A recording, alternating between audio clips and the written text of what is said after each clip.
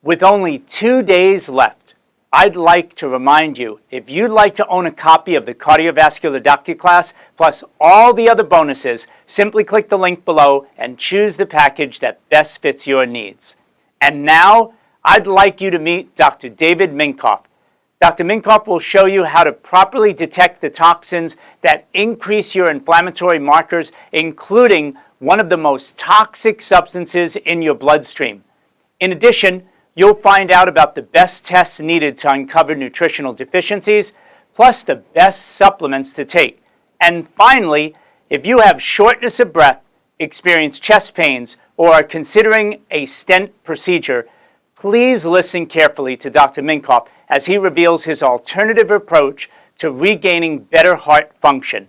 It will blow your mind. Enjoy.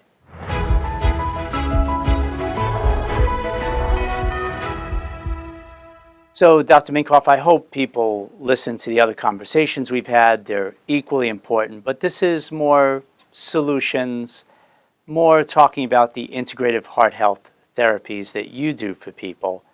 But first, we've got to test where people are at, right? Test, don't guess. Right. So usually when people come to us, they've done the routine cardiac stuff. If they haven't, I will do an echo stress and a cardiogram to just see what their cardiac function is. We will go through these blood tests and urine tests and saliva tests and stool tests to see, do they have inflammation? Do they have chronic infection? If there's a history of any dental work, we'll do the special dental x-rays to try to do like a full evaluation of what, do they have risks for cardiovascular disease? And if they come with heart symptoms or they've had heart procedures, is what can we find that we could modify now to reduce their risk? So usually that workup is done like on their first visit. Not that anyone likes to talk about it too much, but the stool, maybe you could talk about that for a moment. Why is that important? What are you testing in that? What is it telling you? So it tells us in the stool there are bacteria. There's actually more bacteria in the stool in number than there is all the cells of our body, by about a factor of probably between 10 and 100. So there's a lot of them. They're little, but there's a lot of them. And if they're good ones, if they're friendly ones, they help us. They make vitamins and they make proteins and they're things that we can use. If the person's had a lot of antibiotics in their life or they've been on a lot of medications, then the profile of the bacterium may be where they're not good guys. You know, the antibiotics came in and killed the good guys, and the ones that were resistive grew extra, and then maybe yeast overgrew, or they eat a lot of sushi or raw meat, and they get parasites. And so they may have a profile in their gut which leads them to have a leaky gut, and then the bacteria get in their blood, and then they get inflammation, and then it raises their risk of cardiovascular disease, because leaky gut equals leaky heart, leaky blood vessels. I know in the past we've had conversations with the Fatty Liver DocuClass about how the liver can impact heart function as well. So I would imagine for some people, or a lot of people, fatty liver is a big issue. How do you look at liver function? And also we talked about kidney health. So how do you look at kidney health? Because obviously that has a lot to do with blood pressure and person's cardiovascular health. So maybe you want to talk about a little bit how you kind of get a picture of their liver health and their kidney health? Sure. The liver gets all the blood from the intestines before it goes back into the body. So if you're getting bacteria or cell walls from bacteria or toxins that come in, the liver is going to see it first. So it's going to get inflamed or infected before any of the other organs do, which may cause inflammation, it may cause fat deposits, it may cause swelling. So it's hit too. I mean, this isn't like a separate thing. Like everybody gets a little bit of everything or a lot of everything, and the factors that are producing inflammation are going to have effects on each of the organ systems. One of the things I didn't mention before, but it just occurred to me, we measure glyphosate, which is Roundup levels, as a part of our environmental toxin screen on every person that comes in, okay? And in 10 years of doing this, I have never had anyone that didn't have glyphosate in their urine, like not one person. So there's something like 5 billion pounds of glyphosate put on U.S. crops. If you look at the map of where glyphosate is concentrated, it's mostly sort of the Mississippi Valley Midwest with areas in California and Florida. And you overlay it with where do people have heart attacks, it's the same place. Wow, and for people to be clear, especially if they're new out there, glyphosate's the active ingredient in Roundup, which is still, even though you see on TV, all the lawyers are advertising, hey, glyphosate's connected to cancer, really toxic stuff. Still, everywhere I go, the Home Depots, the Lowe's, all the big box stores, they're selling Roundup left and right, millions and millions of bottles being sold. It hasn't stopped. Right, right. So Roundup causes a breakdown in the tight junction in the gut. This is known, okay? So it causes leaky gut. So you eat non-organic bread, vegetables, fruits, and you're getting Roundup. That's why all of us have Roundup in our bodies. It's in the groundwater. So if you're not filtering your shower water and drinking good pure water, you're getting Roundup in your body because it's everywhere. And Roundup is associated with heart attacks. And I think some of it is leaky gut because the Roundup causes leaky gut. I think Roundup gets in your bloodstream and it causes leaky arteries. So now the endothelium, the inner lining of the arteries, which is where the damage occurs, which leads to plaque and heart attacks, I think you're getting breakdown of those junctions too.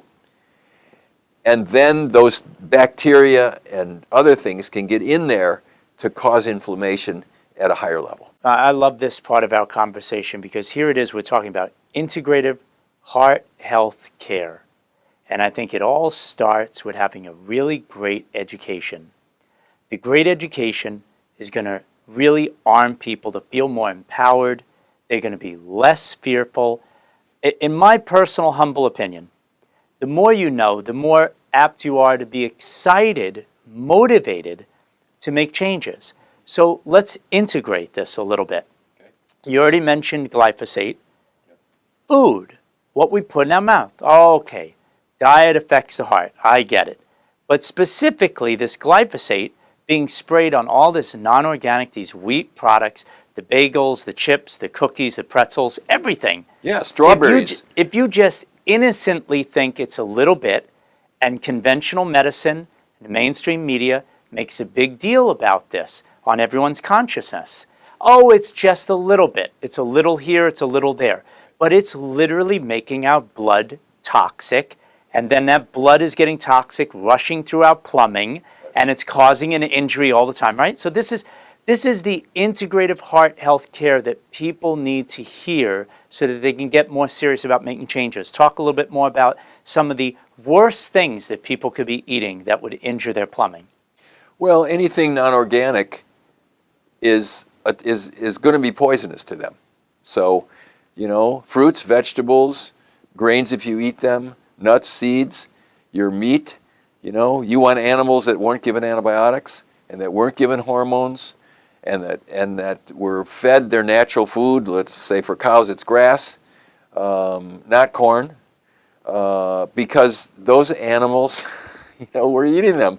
There's very interesting studies in just like if you eat meat where the cows were fed corn, which isn't their natural diet, their meat is full of omega-6 fats in a ratio of probably 20 to 30 to 1 over omega-3 fats. Omega-3 fats we consider the fish oils, but meat that's grazed and grass-fed has high omega-3s. If you compare that with animals that ate their native thing, so we eat those. So if we're eating all these omega-6 fats, if you look at cultures which eat only omega-3s, this is looking at heart disease, versus cultures that eat corn-fed beef, their heart attack rates are way higher. You made it so clear that animals are eating a pro-inflammatory diet, unnatural, pro-inflammatory, and here it is, we as human beings, we're eating that way as well. Go, What because are we we eat supposed to them. expect? Yeah, what do we expect? Plus, a lot of those animals are kept in feedlots where their stress level's high. So the meat is full of stress hormones. It's full of epinephrine and noradrenaline and things like that. And so when we eat those things, while they might taste good, or your taste is acclimatized to that, it's producing inflammation in your body, which leads to heart attacks. So, And also the drugs that these animals are taking as well. yeah, yeah.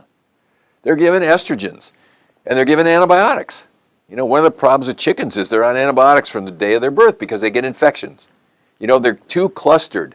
They're not free to roam. They're eating food that isn't natural to them, and so they get infections. And one chicken in a chicken house that gets infected can infect the rest of them, and then there goes your whole crop. So they're given antibiotics for the whole length of their life. Most of the antibiotics in the world are given to animals, not even to humans, because that's what they do. But then those meats contain those things, and then we eat them, and then they destroy our natural flora. I think a lot of people get very intimidated and overly stressed out about food, when really what I talk about a lot, and I want to get your take on it, is I just encourage people to go to their local farmers. You know, start making a shift. Don't do the same thing over and over again and expect a better outcome, right? That's the definition of insanity from Einstein. Go to a farmer's market. Talk to a local farmer. You're going to meet some very cool people who would love to feed you. It's actually not so expensive. Don't believe the mainstream media that's making you feel like, oh, it's a yuppie thing, or, oh, you have to be really rich to eat this way. Go local and meet these people and learn so much and get such better quality food for less. Right, right. And it won't be toxic. You know, probably the biggest factor in health is what you eat. And if you eat good food, you know, like our grandfathers and our great-grandfathers, they either grew it themselves or they got it locally, and they didn't have heart disease and cancer and autism and all the rest of the stuff that's going on with our culture now, because I think that their food was really good and they ate it sensibly.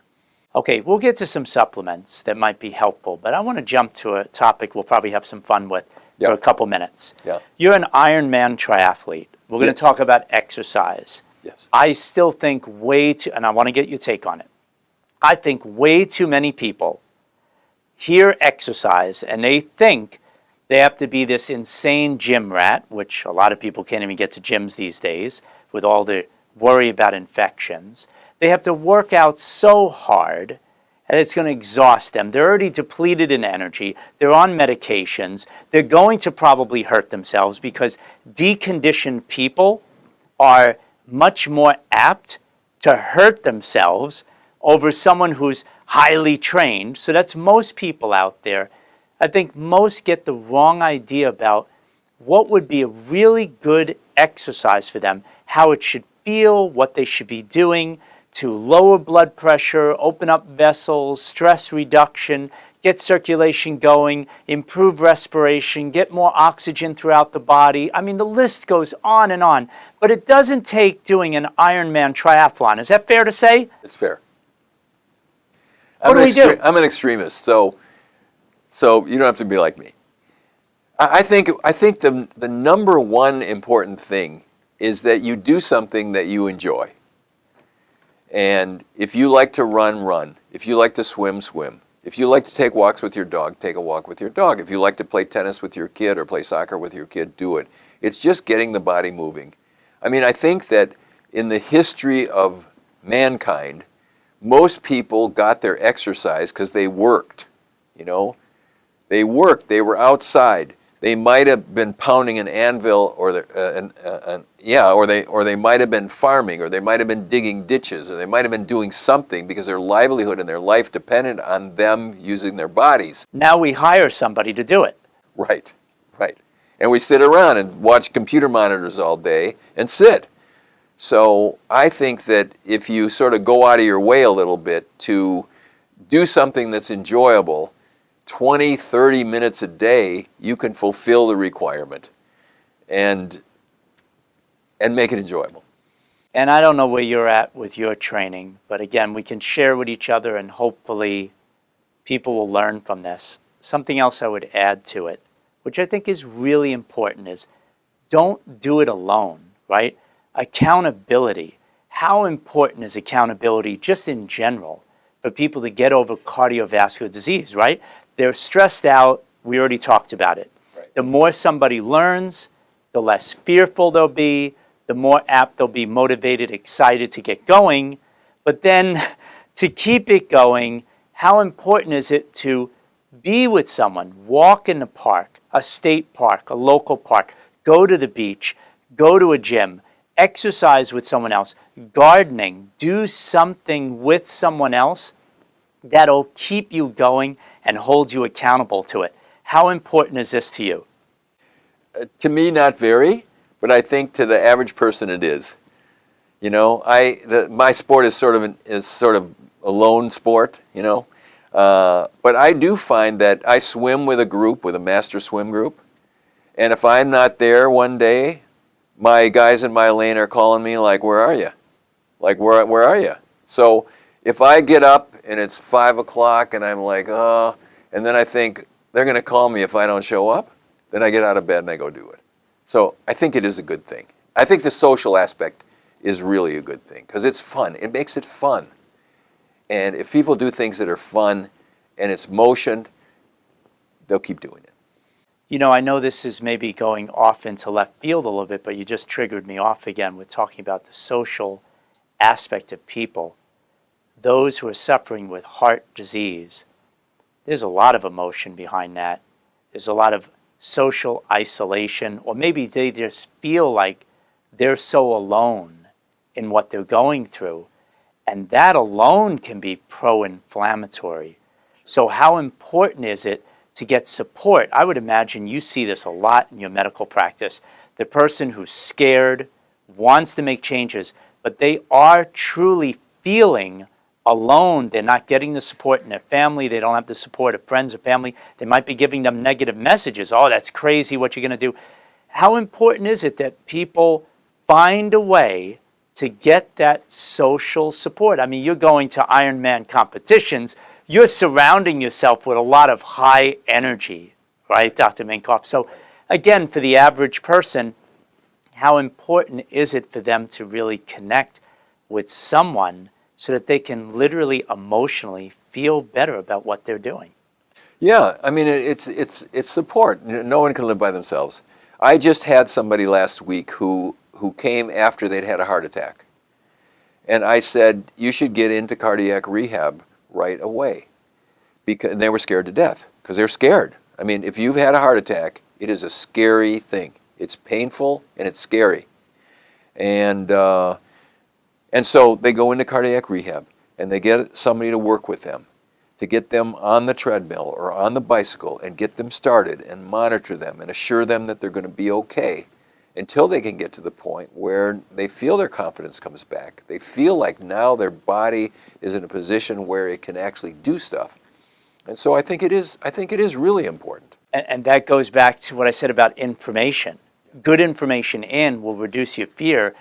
God forbid this should happen to you, and that you should meet someone that's worse off than you, who had a worse episode, and now you're working out with them, and they're telling you stories about how they're getting better and better.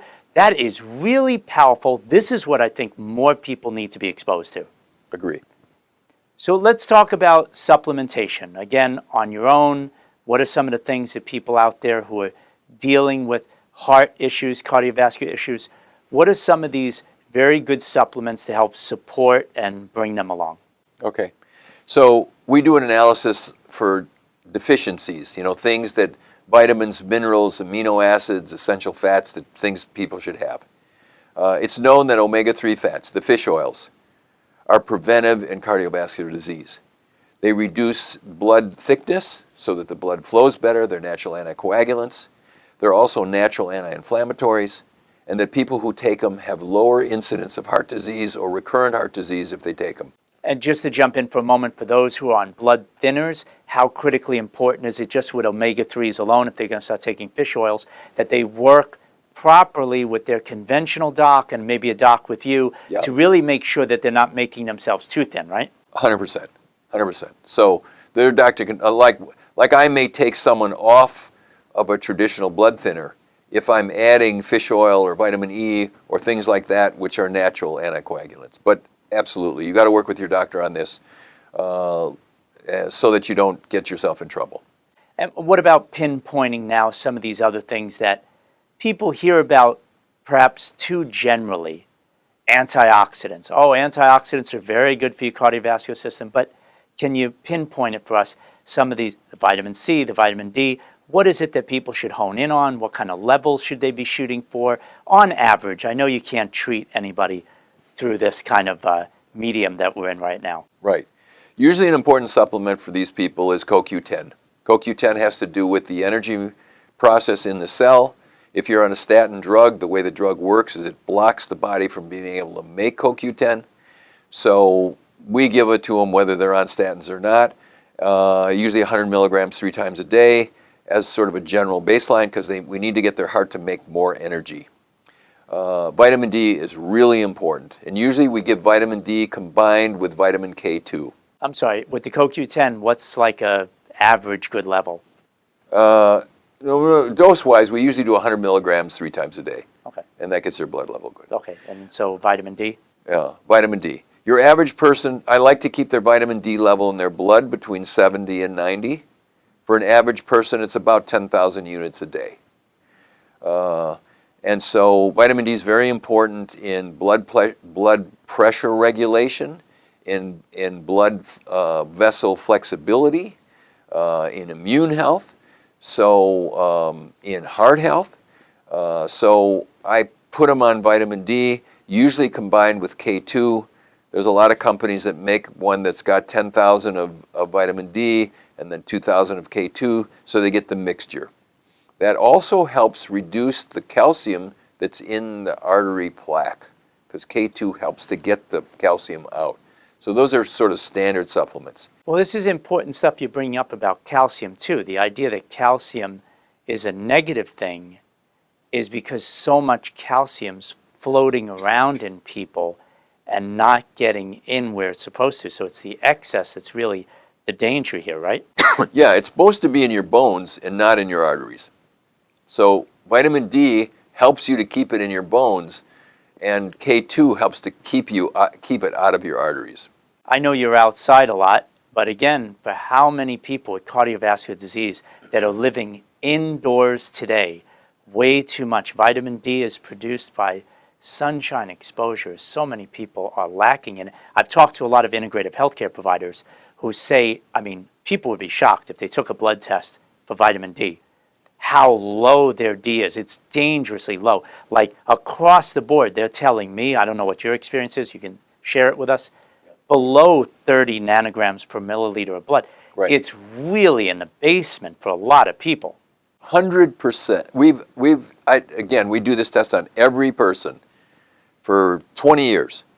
100% of Floridians who aren't supplementing with vitamin D, who may be in the sun and tanned with no sunscreen, have low vitamin D.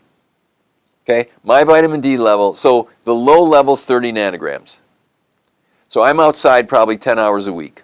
I'm either riding my bike or I'm running, or I'm swimming outside now too, so I swim, okay?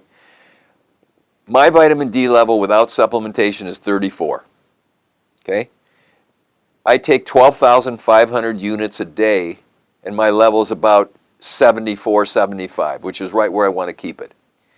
Vitamin D is made from sunshine hitting cholesterol in the sun. Do you know that glyphosate blocks the conversion of cholesterol to vitamin D? And why everyone in Florida, this is virtually everyone. I had one woman who was 80 years old who was using a tanning bed every day. She's the only person I ever saw that had a high vitamin D level that wasn't supplementing with vitamin D. Virtually everybody else is way too low. I think it's at least in part, glyphosate is doing a chemical reaction where it's blocking the conversion, and we've all got glyphosate, and so you better supplement with vitamin D and just get your doctor to draw a blood level, Start taking 5,000, get a blood level in a couple of months. If it's not enough, go to 10,000. Vitamin D toxicity is very rare, and it's pretty hard to do it. But again, to be clear, if you just test within 2 or 3 months, you really are making sure you're in a good wheelhouse. You're not doing anything that reckless. Right, and once you're on a level, you can test it once a year because it does stay. It doesn't really build up. So great information so far. Let's get into some of the other things you're doing in your medical practice. These other therapies that don't have to do with diet and supplements. Okay, so if people have high heavy metal levels, or they've had a heart attack, or they've got plaque, or they've got stiff arteries, EDTA is a molecule, it's actually a pharmaceutical, which is a chelator. And a chelator, by definition, is a molecule that will bind to a metal such that you can pull the metal out of the body. So if you give someone an EDTA chelation treatment, it's an IV treatment, it will circulate around in their blood. It will bind heavy metals like mercury, cadmium, arsenic, lead. Most of us have high levels of this stuff just from our environmental exposure. And then that stuff will take it out of the urine and you pee it out. And on average, so if I get someone who's had a heart attack, or they've been through the thing, or they've got angina, I will probably do about 30 chelation treatments, 1 or 2 a week, until the levels of heavy metals in their urine goes into a normal range. We also usually use oral chelators, things that will help to bind heavy metals. Metal-free, chlorella, these are things that will help bind those types of things. I would imagine all the other cilantro, dark greens, kale, your collard, your dandelion, your mustard greens, arugula, all these dark, the bitter, the better. Yep. This kind of stuff is really good to consume, right? Yeah, because it binds. There's another IV treatment we do, which is called Plaquex. The oils that are in the cells that are damaged get rancid. They get damaged. So like phosphatidylcholine is one of the phospholipids that's in the cell membrane. And when they're exposed to free radicals, they get damaged. And so Plaquex is a molecule that you can give IV so that it's a fresh one. And the body's cell membrane will recycle the old one for the fresh one. And to some extent, the plaque, the cholesterol in the plaque, will be washed out. So we usually do a combination of both of those, some chelation and some Plaquex, and you can help sort of restore the flexibility and the health of the cells that line the blood vessels. Oh, that's amazing. Now, what does that look like? How often do they have to go? How long is each session? It's an IV treatment. I would imagine it's not really painful once you get past, just getting a needle put in. But how long a session is it for the day? How often do you have to take it and that kind of stuff? It's about an hour and a half. We do 1 to 2 a week. Again, usually we do a total of 30. So if someone's like fresh off a problem, they might do a chelation once a week, plus they'll do a Plaquex once a week. When we do chelation, we also usually give them ozone at the same time. Ozone is O3, it's oxygen. It's very healing to cells. And so they would get that at the same time because that helps the chelation work better, and it helps restore the health of the cells themselves that have been damaged. So those would be common things that I would do with a new patient, or someone where I found that they had brewing artery disease. Yeah, so this is all great stuff to calm the fire down, to clean out the body literally. In about 2-3 months, you can actually measure again and see that the arteries are getting clearer and more flexible, all of this? Exactly. There's one more, did you want to say? No, go ahead. Okay. There's one more treatment that if someone actually has blocked arteries, so they had a heart attack, or they're having angina, which is chest pain. They walk up a flight of stairs and they get pressure, or they get pain down their arm or pain in their jaw. There is a very amazing technology called EECP, and that stands for external, so from the outside, enhanced, which means make something stronger, counter pulsation. So here's the way it works. It's a machine that the patient lays on. There are blood pressure cuffs that is put around the lower leg, both sides, the upper leg, and the lower abdomen. They have a monitor on them that monitors the heartbeat. Now, the heart is a 2-cycle engine. It squeezes, that's cycle 1, and it relaxes, cycle 2. So the machine is programmed that during the relaxation phase, the lower blood pressure cuff blows up, the upper one blows up right as soon as that's done, and then the next one blows up as soon as it's done, and it forces a pressure wave of blood out of their legs, up into their heart, and all their organs, and up into the brain. Increases it by about 20%. Now, this turns a hormone on in the body, which is called endothelial growth factor. Endothelium is the lining of the artery cells. It stimulates a growth factor in those, to influence those cells. And what happens is, where there's a blockage in the artery, the body grows a new blood vessel around it. Now, this is it's actually a Medicare-approved treatment. Cardiologists rarely use it now because they go to stents right away. It's not expensive, and it's completely safe. We've done many thousands of treatments. I have not had a patient with angina or chest pain or chest pressure that has not, the treatment is 35 hours, so it's an hour a day for 35 days. Usually it's Monday through Friday, 7 weeks. Okay? They get on this machine, and it goes bloom, bloom, bloom. You know, it rocks them a little bit. Now, some people after a little while learn how to just take a nap on it. So it's not painful. Every patient I've done this on, by the time they're about halfway through, so like treatment number 17, 18, their chest pain goes away. It also works for legs, so if your arteries are blocked in your legs, it helps that. So I just had a recent guy, he could walk about 50 feet and his legs started to pain him. He did the 35 treatments, he's now walking 2 miles. Right, this is incredible because here it is, we're talking about people who feel so with no hope, who are so low in energy, depleted on a very physical level, and now you're just helping them along, literally using a device to help accelerate the healing process. Yeah, and this is actually a really proven thing. New York University did the research on this. It's Medicare approved, which means it actually has to be a real objective documented therapy. But very few cardiologists are using it. But it's really good. So if you have heart disease and you have some angina and they're not ready to put a stent in you and they're giving you nitroglycerin and they're telling you to take it easy, this therapy can change your life. So we usually do the Plaque X with the EDTA, with the diet change, with the supplements, with this EECP, and people actually get rehabbed most of the time. Like it really changes them. You had a story that we were going to finish up with. I think this would be a good time to talk about it because Dr. Minkoff, everything you've been saying, I think for anyone listening to this, is going to feel a lot of hope. So share with us your story. So this has just happened this week. I had a guy come to me after he had severe chest pain.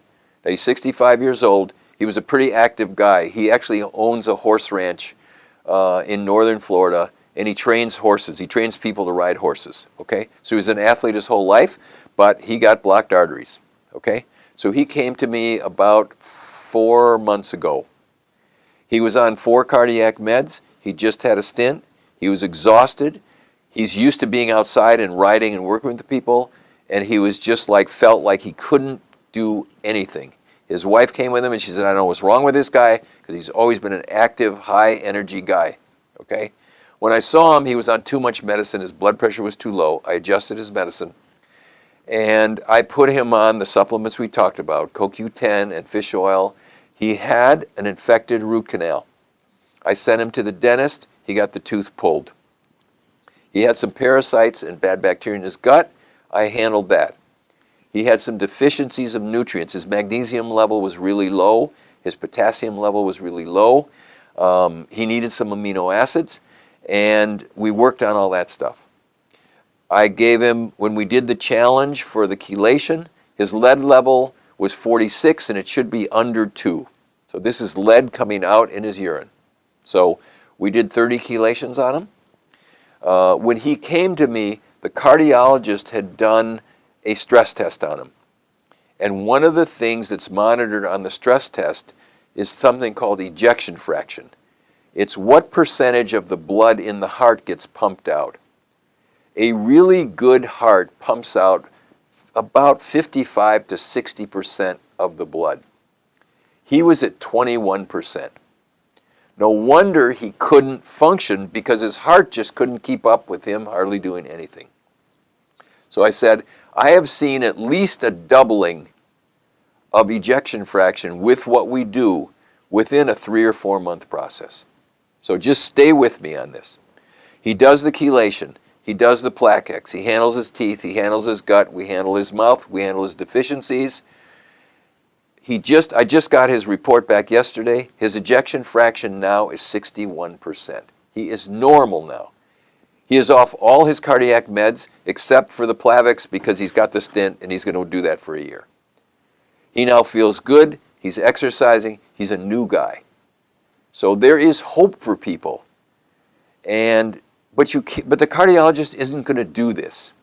They're just, the way they look at things is different.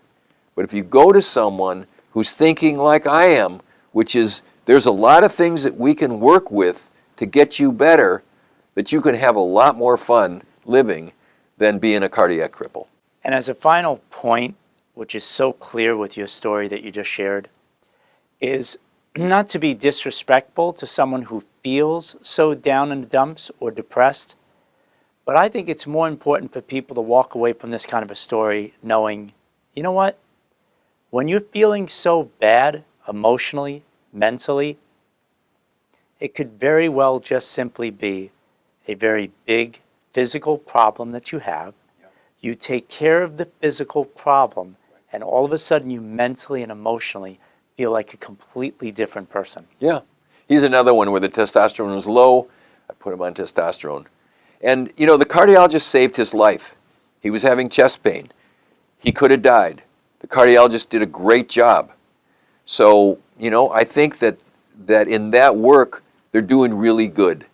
But then once you're out of that, there is other things that you can do to help you live better. Dr. Minkoff, thank you very much. I really appreciate this information. Thanks, Jonathan. Enjoyed it. Next up, I'd like you to meet Dr. Jay Davidson. In this presentation, you'll discover why the conventional view of liver detoxification is all wrong and how a dysfunctional liver threatens heart health. In addition, as you know, heart palpitations can cause life-threatening health consequences. Thankfully, Dr. Davidson has a surprising solution from ancient medicine, and finally, most people are told that high cholesterol levels cause heart disease, but in truth, you'll soon see why it's merely a warning to far more dangerous health issues. Enjoy this presentation with Dr. Jay Davidson. So Jay, thanks a lot for being with us for the cardiovascular docu class. I appreciate it. Yeah, I'm excited to be here. Several of our speakers have already mentioned just a little bit about the idea that once you eat and the food's breaking down and getting into the bloodstream, of course it's going into the liver and then it goes into the heart. But not much more has been said about it. That's why I'm really glad that you're here. Talk about this whole significance of the liver-heart connection. Yeah, it's a big one. Liver oftentimes is touted as the detox lifeline of the body. But like you said, all the blood flow from the intestines and the stomach actually goes through the liver before it goes to the heart. So the question then ends up being, okay, well, what exactly happens in the liver? And if there's anything that's happening there, is that going to potentially negatively or positively affect the heart? And the answer is yes, big time. So when you break the liver down, there's basically 3 phases of detox. The first 2 get a lot of attention. Phase 1 and phase 2, this is essentially making a chemical in phase 1 and actually turn it into a little bit more of a dangerous chemical or an intermediate before it goes to phase 2, which is things like methylation, glutathione, glucuronidation, and all these kind of fancy words you hear out in the functional medicine side. But then that phase 2 is basically to neutralize that toxin. So we have a chemical going through 2 different phases to basically neutralize it. Then the question is, okay, well, what happens with the chemicals after they're neutralized? Like, what do we do with the byproducts? And that's where this thing called phase 3 detox comes in. Now, it would be a little bit better to term it more of like, well, drainage type of an idea, like how do we get rid of the actual chemicals rather than we're detoxifying, because I personally view detox as it's grabbing onto chemicals, pulling them out, or like the liver's doing is basically, breaking them down and so you can clear them out. I view drainage though as it's the normal pathways that need to move fluids to clear it out. Easy example is the colon and going number 2. The kidneys, the liver is a big drainer with phase 3. We've got the skin and sweating, coughing, there's all kinds of different, if you will, drainage pathways, lymphatic, the brain to lymphatic connection as well too. So as you look at the liver, the thing that needs to get the most attention, in my opinion, is phase 3. And the question is, well, why? Because I hear all about methylation and I hear about estrogen dominance, which is phase 1, and methylation is more of phase 2. But the thing you have to understand is if phase 3 is backed up, phase 2 gets backed up. If phase 2 is backed up, then phase 1 gets backed up, and then we run into all kinds of issues. And then the question is, well, what actually happens with that? And basically, when that's backed up, then the toxins get pushed into the circulatory system. They get pushed into the blood, which means that then those toxins are then going to go to the heart, and they're going to go to the arteries. And then now we have this massive problem in the cardiovascular system, basically because the liver was all backed up and problematic. Something you just said already, I realized with all the people I've already spoken to for this event, is very interesting. So tell me if I've got it right. The liver isn't really a detox organ. It's like what I just heard you say, maybe I didn't hear you right. It's like a processing plant. Because when you're sweating, you're literally getting toxins from inside, literally out. When you go to the bathroom and you have a bowel movement, you literally had some stuff you don't want in your body, and it's gone through all the stuff, you're detoxing and getting it out. But with the liver, it's so important to understand how this organ is constantly working to process stuff and send it in the right direction, like you just said at the end. If it becomes dysfunctional, that's when we're at a huge risk for injuring our cardiovascular system. Injury, inflammation, plaque buildup, serious problems down the road. So did I get that right? Yeah, that's a good way to say it. I mean, the liver is such a critical organ in the body, but I've seen over the years clinically that working on the liver can absolutely change somebody's heart health and heart symptoms. I mean, and it seems strange, but as you dive into it, just like you were saying, it's just a critical piece. It's amazing. I hope a lot of cardiologists, I hope a lot of interns and general practitioners, I hope a lot of healthcare providers listen carefully to a little bit more about, all the phases of detox in the liver, because this is so important. Instead of just focusing all the attention on, oh, wow, there's the injury in your cardiovascular system, or there's your problem inside your heart. It's almost like the way I look at it with the liver is, it is an upstream problem. Why don't we look at what's going on there first, like you just said at the end, it's not so radical, try to fix it, then the heart's going to be happier. Yep, exactly. Absolutely. When you look at the liver, the more that you help drainage, it basically is going to change the GI tract. It's going to change the cardiovascular tract. It's going to change the lymphatic. And when you look at really the cardiovascular fluid compared to the lymphatic fluid, the lymph actually has twice as much fluid than the cardiovascular system. And when the liver is problematic, what happens is the lymphatic system gets backed up. Besides it's dumping toxins into the circulatory system, like I just mentioned, but the lymphatic system actually gets backed up and it becomes more out of ratio. So if we have a 2-to-1 ratio of lymph fluid to cardiovascular, when the liver is problematic, what happens is that ratio for the lymph fluid increases. So we're looking at maybe 3-to-1 or even 4-to-1.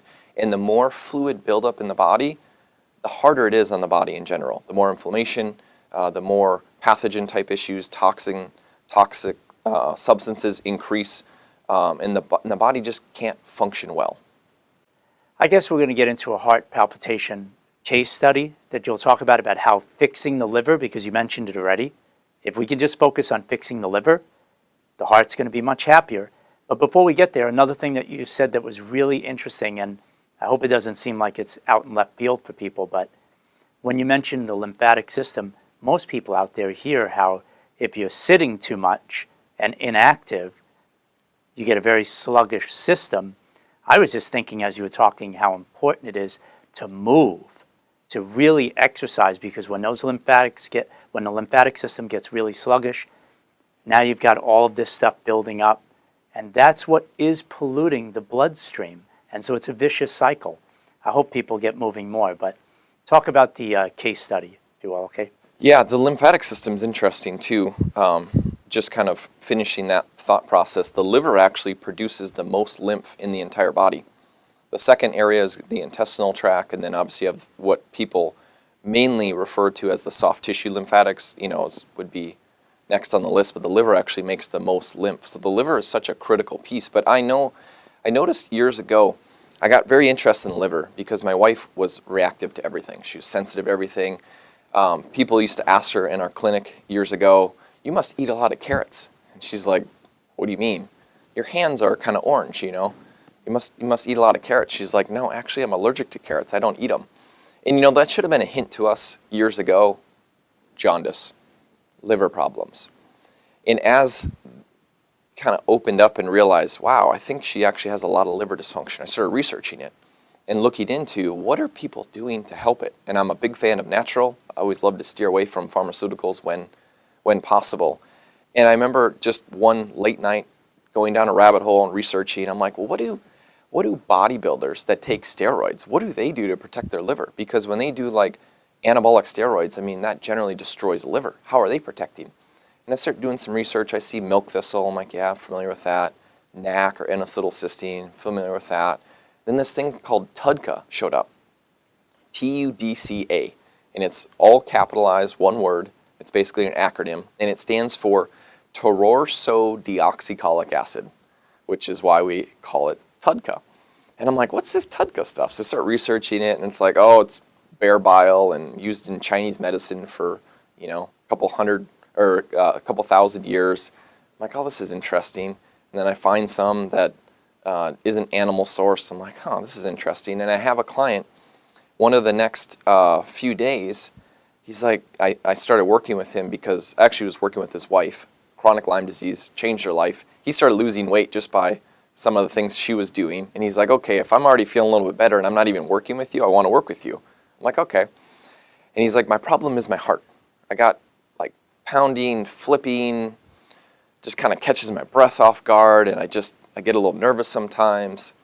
And I'm going through his history, and I'm going through everything that's going on, and it comes to the end, and I'm like, Gary, I don't think it's actually a heart issue. I think it's a liver problem. And he's like, really? I'm like, yeah, you're a social drinker. It seems to flare up, when you really push the liver. I think it's just a byproduct. I'm like, let's get you on some TUDCA. I'm seeing a lot of good stuff in literature. There's tons of literature on it preventing heart attacks and stroke. And then if you have it, a heart attack or stroke, God forbid, and take TUDCA, it'll protect you from 50% cell damage. It's amazing in Huntington's and Alzheimer's and Parkinson's. It's like every category, it's helpful. It's like, this seems a little strange, TUDCA.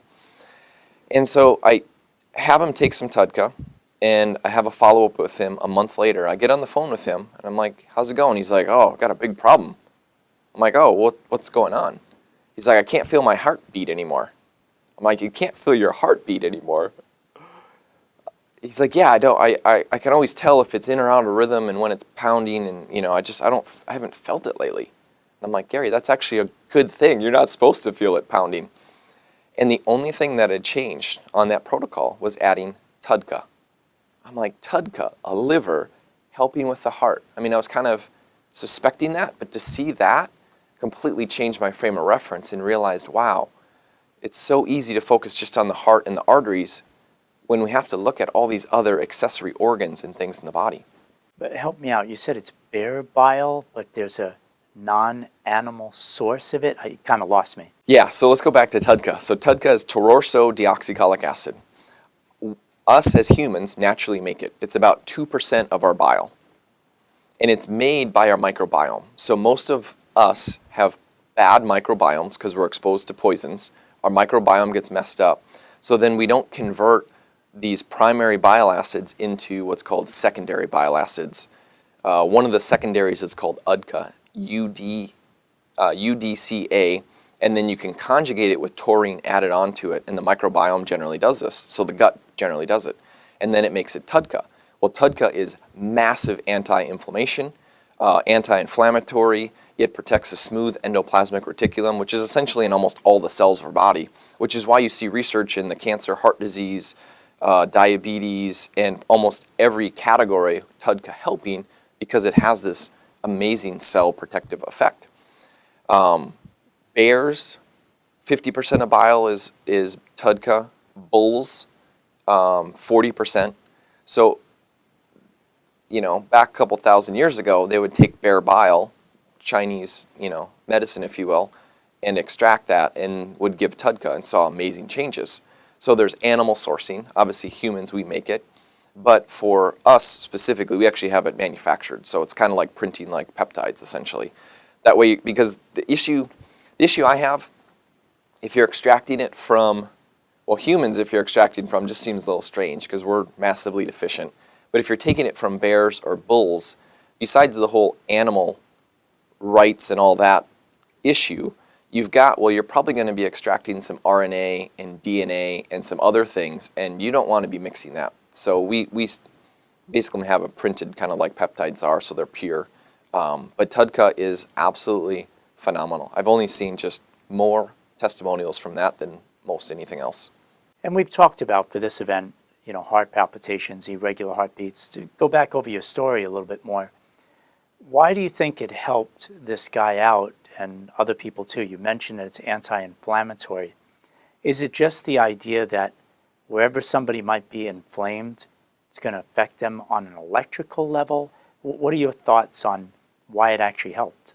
I mean, I believe the body is an electric body.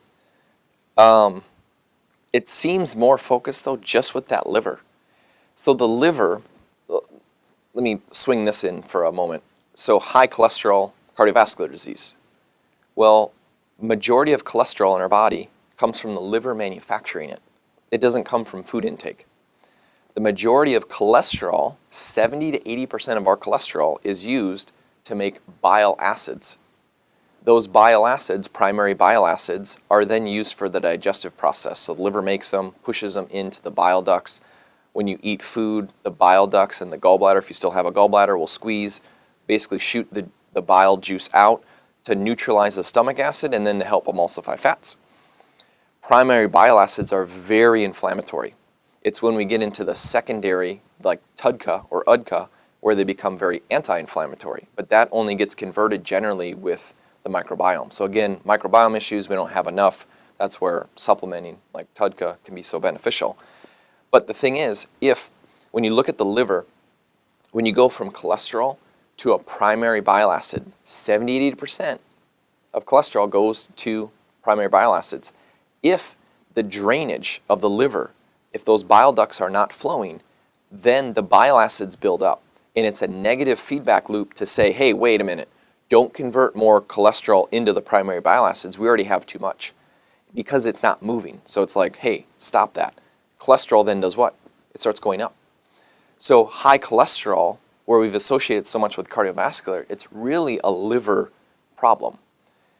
So if you look at it from a liver problem, I really believe so much of what we've studied really relates directly with the cardiovascular system.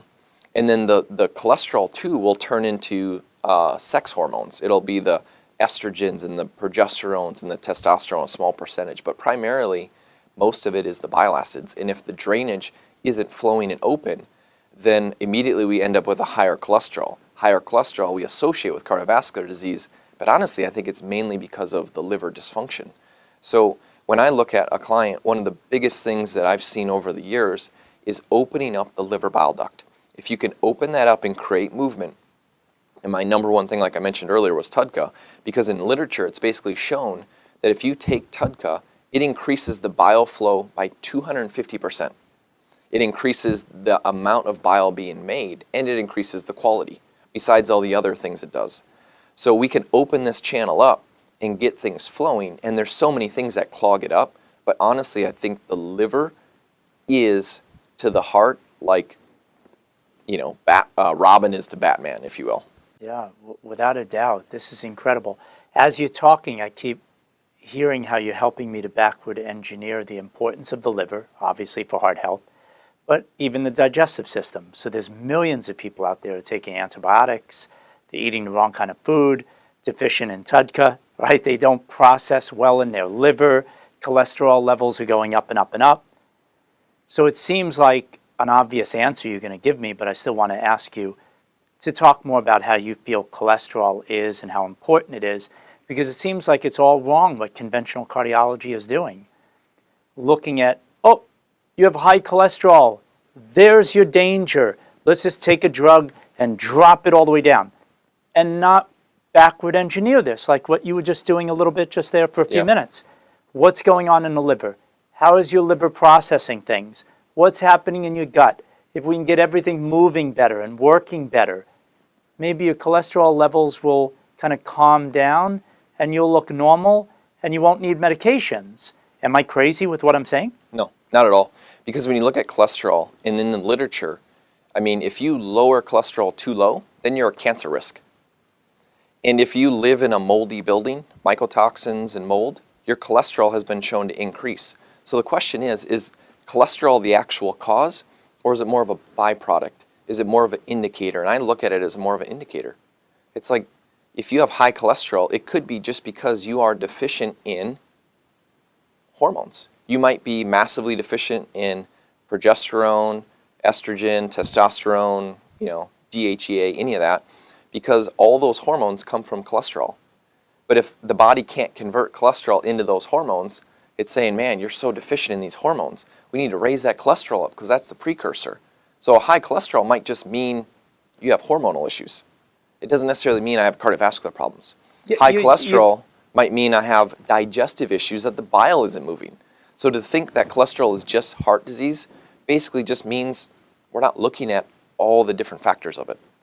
Right. It would just be great if people would just start thinking, especially in the medical world, that a cholesterol problem is a liver and digestive processing problem. It would change everything and get their heads out of just thinking cholesterol only problem, heart problem.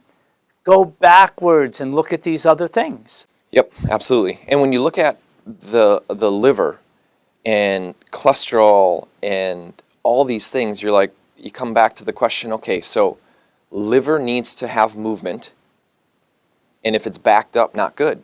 So then the next question is, well, what causes these problems? And what causes these problems is many things. It could be high estrogen. So estrogen dominance basically gets moved into the bile, and high amounts of estrogen will clog that up. Movement is life. You basically talked about earlier, movement's life, exercise. It's kind of the people that retire and they stop using their brains, and then their brain goes because they're not, using it as a muscle, if you will.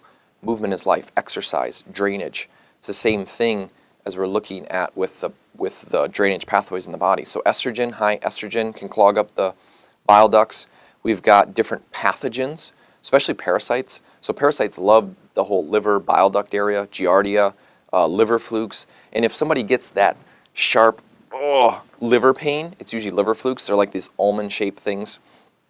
And so you really want to open up the bile ducts to try to move them out. There'll be some pain in the process of it. But liver flukes, giardia, they've shown in literature roundworms climb from your small intestine up into the bile ducts and can clog it up, which is disgusting to think about, but it's, real. And then the other thing is strongyloides, which is a type of parasite that's got a full life cycle. So all these different critters can be in that area and clog it up. But then think about this, toxins, and there's so much talk about heavy metals and things like that, but what about the environmental and industrial chemicals? What about the pesticides like glyphosate. Glyphosate has been shown to shunt production of bile, meaning it'll actually shut the bile production off in the liver, and it'll stop the movement. I mean, hello, what do we think glyphosate's doing to our body? I mean, that poison alone, and glyphosate was patented as an antibiotic. What does antibiotic mean? Anti-life. It is a poison to kill stuff. So when we look at it, we have to look at what is clogging up the liver.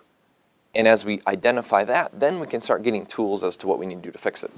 Well, and then you're just touching on so many other things that people do, the scale of millions and millions of people taking all these medications. And again, I'm not so anti-Western medicine. I just hope that this event wakes people up, not just people, but the healthcare providers, to think of things differently. All of these drugs that are designed to, well, your heart's racing, let's slow it down. Your blood pressure is up, let's press it down.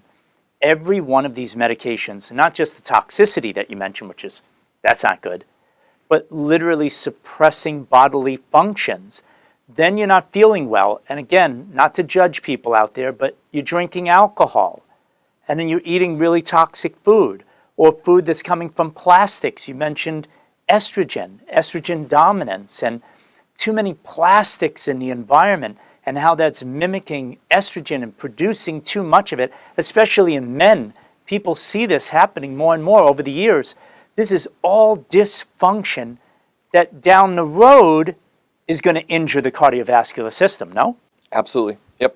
And so when we look at the cardiovascular system, we can't just look at the heart and the arteries. I mean, we have to look at everything else. The GI system is critical, the liver is critical. I mean, the brain health is critical in your thought process.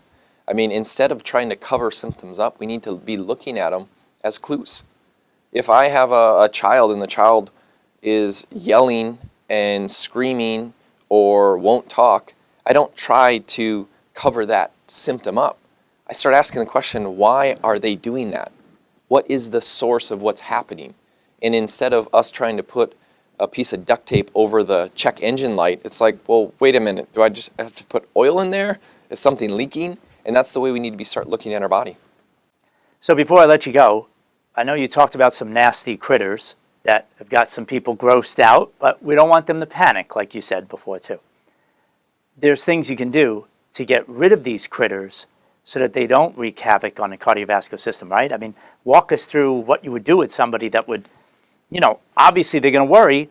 Like you said, if you can't do this without, this hurts, something's going on in there, right? Yeah, so if you've got critters, parasites, liver flukes are one of those just, I got some sharp pain, what's going on? They're big almond-shaped critters, if you will. And when they're in there, they can cause some pain. Now, the interesting thing is we don't always have nerve sensors all inside of our body to sense pain. A lot of it is exterior. Somebody touches you or pricks you, you feel that. But inside, not so much. So when we feel something inside, we need to pay attention to it. But if you have liver flukes or you have some type of parasite, we need to cleanse it out. So the key when we're looking at parasites is we need to open up the drainage pathways first. And there's a priority. So the bowels are the number one place to open up. Make sure you're pooping. And, it's not culture to talk about poop and how many bowel movements you have and not even to look at it. It's like, go wipe, flush. And we need to kind of do a reverse on it. We need to make sure we're moving the bowels. If you're having health issues, I lean to 2 to 3 times a day. Not watery diarrhea by any means. If you feel really optimal health, 1 to 2 is fine. I like 2 to 3 a day though for those that are having health issues, because if those bowels are backed up at all, everything above it is going to be clogged up. The liver bile duct, the lymphatic system, the kidneys, brain, and then that's where like brain fog and memory and cognition issues. You're like, what? When somebody talks to you, that's just drainage system being backed up. And just to be clear, what you just said, for all the conventional medicine out there and all this quote-unquote wisdom that's being spit out, there's no place for people to be going every 2-3 days. That's just unacceptable. Oh, yeah. When you have feces building up inside of you, it's more likelihood to reabsorb those toxins and breed inflammation. And it also just messes up your microbiome. Another reason why the microbiome is so jacked up, if you will. So the key thing is open the bowels up. As you open the bowels up, then that allows you to start supporting opening the bile ducts up. So if you look at the anatomy of the liver is this big, it's got a few different lobes in it, the left liver lobe, the right lobe. Some people call it 2 lobes, some people say it's 3 lobes. And the liver produces bile, and it pushes the bile out in these ducts. And then it's kind of like a tree, little branches into bigger branches into bigger branches into like the trunk. And then when we eat a meal, what's called the sphincter of Oddi opens up, and then the bile shoots through into the small intestine. That's where it's neutralizing the stomach acid. It's also emulsifying fats. Any type of critters, toxins, high hormones like estrogen is going to clog that up. So we want to make sure the bowels are moving. Then we want to open up and open that bile flow up. My favorite tool is TUDCA. There's other things though too that help. Milk thistle is one of those. Dandelion root, but it's got to be a pretty high concentration of something like that. There's foods like beets and things, but I would just lean the heavy hitter TUDCA in opening that up. Once you open that up, now sometimes when you open it up, you might start feeling pain. You're like, wait a minute, is something wrong? No, you might just be moving the environment, and the critters inside there are like, what are you doing to my environment? Now you bring in the antiparasitics. And of course there's pharmaceutical antiparasitics, there's over-the-counter, there's prescriptions. I'm a big fan of herbal, and if you need a little extra blast or something, there's always the pharmaceuticals as backups. But liver flukes, it depends on the type of parasites. If they're roundworms, liver flukes, strongyloides, you name the classification. But I like to assume that there's probably multiple, so there's not just one thing in there, there's probably multiple things in a kind of broad spectrum. So open the bowels up, open the bile ducts up, and then take some antiparasitics, and that'll really help to clear those out. And basically, they're going to die, they're going to be they're going to be put in the GI, and then you're going to poop them out, and that's how you're going to clear them out. Just to be clear though, what you were saying before about there may be pain or may not, if there's no pain and a lot of people out there, oh, I'm good. Not necessarily true, right? The critters could be there causing inflammatory markers to go up, causing hormonal imbalances. Am I way off here? No, absolutely. Symptoms are not the end all. 750,000 people just in America alone. So 750,000 people in America alone get gallbladders out every single year. 20 to 25 million Americans have gallstones. 15% of them have no symptoms of any sort, no GI dysfunction, nothing. 20 to 25 million Americans have gallstones, and 750,000 get a gallbladder out. The only reason you get a gallbladder out is because you've had chronic problems in the liver bile duct area for years. And if we start opening it up before symptoms arise, we can literally change somebody's health. This is great info, Dr. Davidson. One other thing now, just shifting gears to this EZ layer within the arteries. Let's talk about that a little bit, okay? Yeah. And just to finish up on this last thought of the liver, before we kind of move into more of the structured water talk, so the liver in literature, just in 2018, so very recently, they discovered this thing called the blood-bile barrier. So we've heard of the blood-brain barrier, BBB. In literature, BBLB is the blood-bile barrier. And basically what you need to know is as soon as the bile ducts are clogged up and you can't dump toxins, the byproducts, what we want, into the bile, it's got to go somewhere. What happens is there's leaky liver happens, so these tight junctions in the liver open up, and these toxins go right to the bloodstream. They mix with the blood. And that's, again, what I was referencing earlier of damaging the cardiovascular system. But in literature, we now know there's this thing called the blood-bile barrier. It's like, wow, the liver is so, so critical. Yeah, you've made that really clear. So you mentioned structured water. Why should all of us care about this? Yeah, so the heart's interesting. When you dive into the literature, it seems as if the heart, the last thing it is a pump. But in the classic, standard, traditional anatomy and physiology, that's all it is. It's like, back in 2007, they figured out that the heart has what's called sensory neurites, or sensory neurons. 40,000 of them. What are those? Those are basically brain cells. That means that our heart has brain cells in it, 40,000 of them. The heart's basically a brain. And you think about it, how many times you hear the phrase, oh, listen to your heart, follow your heart. I think there's more to it than just it's a classic saying. And then a couple years ago, I heard Dr. Thomas Cowan, medical doctor talking about, the heart's not a pump. I'm like, oh, that's interesting. Heart's not a pump. I mean, that's all we've learned it is. And start digging in, and you realize, wait a minute, he's not the first guy that's ever said this before. And then people like Jared Pollack in discovering structured water, or really, popularizing the idea behind it and understanding it, there's a lot of stuff that's making sense that I believe is very relevant for cardiovascular system. So when you look at the heart is not a pump, which is like, wait a minute, that's all I've learned it is. There's people like Ralph Marinelli. There's people like Victor Schauberger, which was big into the water. Rudolf Steiner, Bronco First anesthesiologist. More recently, Thomas Cowan, medical doctor, talks about it.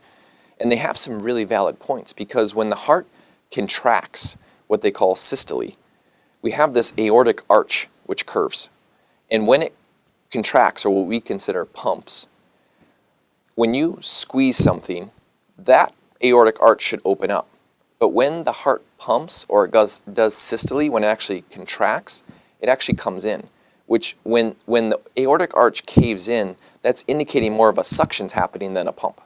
And then when they measure the flow of blood, the fastest blood is actually coming into the heart and just out of the heart. The fastest coming in. And when the heart contracts, not all 100% of the blood is actually leaving.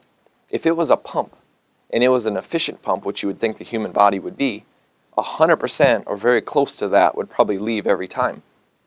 But it's more like 50%. And when you start looking at these facts, you're like, wait a minute, something's not adding up.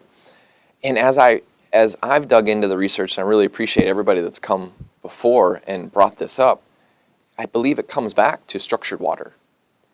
Because Jared Pollack, in the fourth phase of water, he went through a lot of attacks. But now we realize, no, it's legit.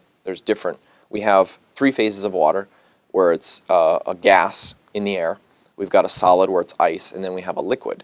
Well, in the liquid category, there's actually 2 different phases in the liquid. So instead of 3 phases of water, there's actually 4.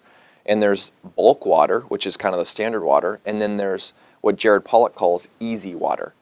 EZ stands for exclusion zone. So what he found is basically when you have a hydrophilic tube, which let's say our artery is, but we just put the artery, we open the artery up and it's flat.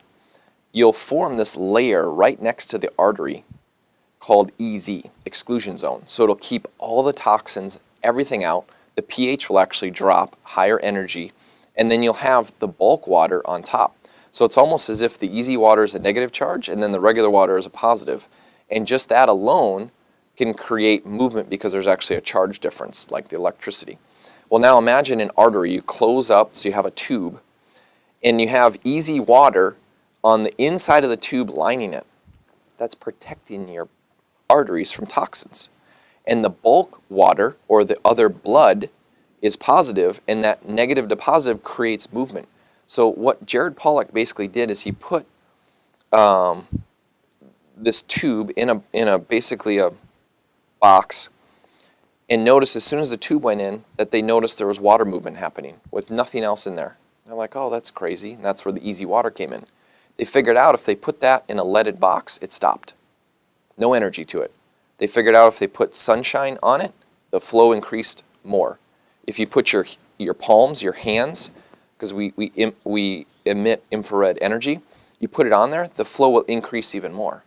It's like, wow, it's almost like the water is absorbing photons or energy and creating movement.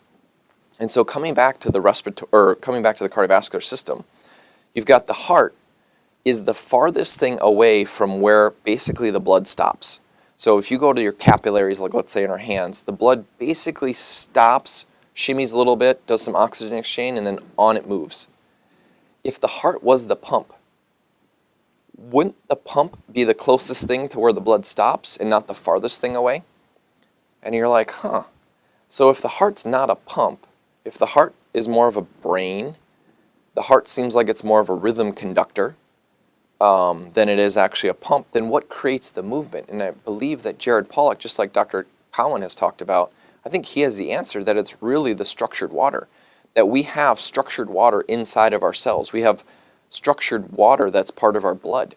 And when we have structured water, that actually is what's creating the movement. It's the negative charge, the positive charge. And so kind of backing this up, because it just seems a little far out there. It's like, well, what does that mean? That means that when we put our feet on the earth, or we put our feet in the sand, we ground, or as companies have trademarked earthing, that will absorb electrons from Earth, and that'll actually increase the easy water layer thickness and the movement. So if that's increasing it, that means that's beneficial to the cardiovascular movement.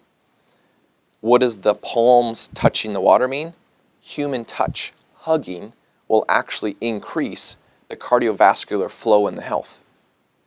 Sunshine, light, not lathering up with sunscreen and never getting sunshine, but actually getting sunshine, absorbing that energy will actually increase the easy layer and increase the cardiovascular movement. And it's like, wow, just some of these basic things can change our cardiovascular system. And here's just the kind of try to put a bow on this, and you can drill me with questions after, because I know this is a little, again, out there. If the easy water breaks down, which is the protective layer between the artery, what happens? Plaque forms. And we think that plaque is the issue. No, it's actually a breakdown of the structured water, fourth phase of water, easy water. There's different names for it. It's a breakdown of this that actually causes inflammation in the arteries. So if we work on actually building up the structured water in our arteries, that means that we're going to protect ourselves from plaquing. That means we're going to protect ourselves from narrowing of the arteries. That means we're going to have healthier cardiovascular flow. Yeah, I don't have any questions for you at all, Dr. Davidson. I think what you just said is brilliant. I think most people listening carefully to what you just said follow you 100%. I've done a lot of interviews over the years. You have really nailed it. You put it in a different way, this appreciation that we have got to get really busy with the simplest things in the world. You talked about getting outside. All I'm doing is I'm thinking about the millions and millions of people who are being taught to be so afraid right now to literally go outside and to touch somebody else. Now, I'm not saying go out and just touch everybody. You might get arrested. But hugging people, putting your feet in the ground, getting outside, getting sunshine, eating better quality food. I was also, you didn't mention this person, but I kept thinking of, and I get your thoughts on this, Dr. Bruce Lipton. Dr. Bruce Lipton also just talked about not so much easy water, but he would say how the cell itself has a membrane and that each cell of our body is like a brain. Think of it that way, that our cells are literally thinking, in a sense, how are things going today? What's outside? What's inside? How should I perform? And so much of what I think about as I listen to you speak is breaking down this easy layer. Being indoors, eating poor quality food, not getting enough sunshine, not moving, bouncing, all these healthy lifestyle things, we've got to get focused, right? Absolutely. Yeah, when you look at biology and just assumptions, you need to go back to those assumptions and make sure that they're right. And one of those is looking at the cell biology. You mentioned, Bruce Lipton, who talks about the membrane, and it's funny when you break down the word membrane, like literally what you said. But Gilbert Ling, he's now passed on, but he did amazing work, and basically he would poke holes in the membrane of the cell, and nothing would come out. And it's like, wait a minute, I thought we were supposed to be 70% water. I thought, we're just basically giant water balloons running around, and if you poke us, we're going to have water spew out. It's like, well, that doesn't happen. So why? It's not as if we don't have water, it's that it's structured water. We're looking at around 70% inside of the cell is actually structured water. That it's essentially what prevents when you poke a hole in a cell membrane from everything leaking out is it's structured. It's kind of like Jell-O. So our whole body has a structured water, easy layer, fourth phase of water aspect to it. We just haven't quite opened up from a science, natural health, traditional medicine standpoint. And as we look at this, we're going to start looking at, that will help because of this. Oh, that doesn't make sense when you actually understand the real physiology, and we'll start going down the right path a lot faster. And there's an intelligence to it And the main point at the end as we close out here, for sure, is that our lifestyle will have a serious direct impact on that structured water. We can break it down, but we can rebuild it as well. And as we do that in the rebuilding phase, we're going to feel a lot better. Yep, absolutely. And just the last thought I have on the heart is our brain is referred to as the brain. We hear, oh, well, you've got a second brain, your gut, your enteric nervous system. Well, I just said there's 40,000 brain neurons in your heart. So does that mean we have a third brain? Probably. For somebody that maybe has a heart attack or heart palpitations, is it because you're not living in your heart enough? Are you living too much in your head? And I know that gets a little esoteric in thought process, but at the same time, it's like, that makes sense. The more you get off track with your life, the more your body's going to give you symptoms so you get back on track. No, it's great. And also the fact that when we physically change our lifestyle, it can literally, I've said this a lot over the years, literally change the way you think. So the way you think is a byproduct of how you're physically made up, and how you're physically made up is a byproduct, right, of your thoughts. So they both work hand in hand, and just don't freak out. If you don't feel well, there's a lot you can do, right? Absolutely. Thank you very much. You're welcome.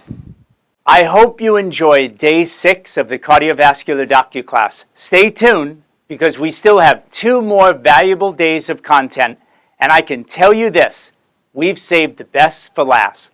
By the way, if you'd like to own a copy of all these episodes, plus the other presentations offered inside the cardiovascular docu-class, simply click the link below and choose the package you want, including some really valuable bonuses. Talk to you soon. Take care.